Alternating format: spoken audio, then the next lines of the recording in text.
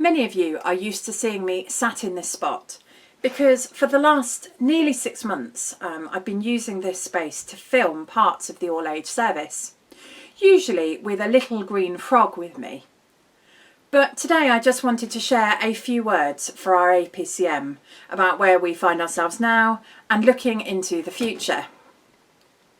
The past 6 months have been challenging for us all, but I have been so pleased with how with regards our children, youth and family work, how we've managed to maintain that through this time, albeit in slightly different forms. In the slides at the beginning of the video, you will have seen some of the things that have been going on and some of the things that are going to be going on in the coming weeks and months. Do go back and have a look at those if you want to. The pandemic has provided us with many challenges. But actually what comes from that is an opportunity to innovate, to be creative, to do new things. And I am so pleased that we have been doing that and we're going to be doing that, looking ahead to Christmas and beyond. We have different groups, like Youth on Sunday has come out of this time as a group for those older young people. Our Meeting with Jesus group too, which starts shortly. And this idea of doing intergenerational worship, what it means to do worship at home within our families, has been at the forefront of what we've been doing. And as we look forward, that's something that is going to be a key component, that family discipleship.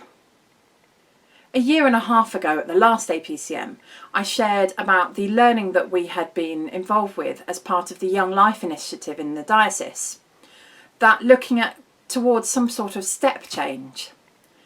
Now, whilst we haven't reached that point yet, there has been, in the background, a sense of kind of growth and evolution, a sense of kind of development of thinking about what it means for us to be church. And part of that is coming out now in what we're doing. It was great to have an in-person all-age service a few weeks ago. So that is one of the core components that we're going to be thinking about. What does it mean, particularly emerging from this time now? What does it mean for us to creatively do church together? Not necessarily with separate children's groups, although that will form a part of that. But what does it mean for us to have an opportunity to worship together, young and old, and to learn alongside each other? I don't have a complete picture and answer for that to be able to share with you. But it is part of our vision to think about what does it mean for us to be a spirit-filled family. Over the coming weeks, alongside the rest of the Church Next group and the thinking that's going on with that, we will be doing further thinking and consultation and getting thoughts and feedback from people to really understand what it means for us to be family together. So do keep an eye out for that. So as we come to the end of my report, there are 2 things left that I want to say.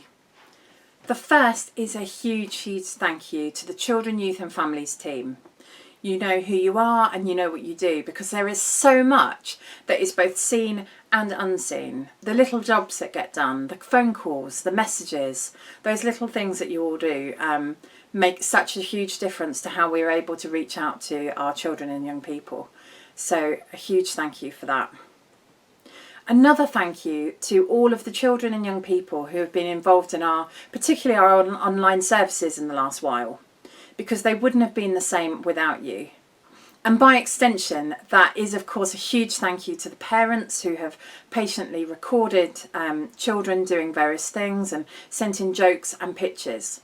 That has been so appreciated, not just by me, but by the whole church. Being able to see what different parts of our church family are doing. So huge thank you. So we've got a vision of where God might be taking us and a process in which we're going to continue listening to understand that. We have a brilliant team who have been willing to serve and done brilliantly and willing to serve going forward, and that is great.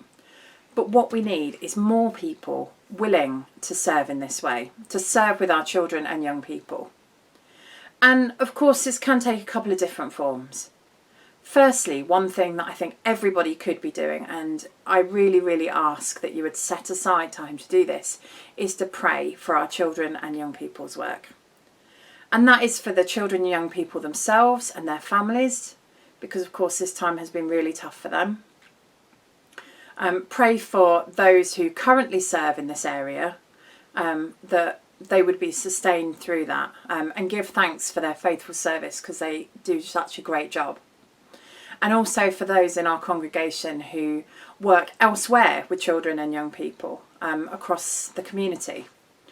So that's one thing you can do, is to pray. The other thing, of course, that you can do is to help practically.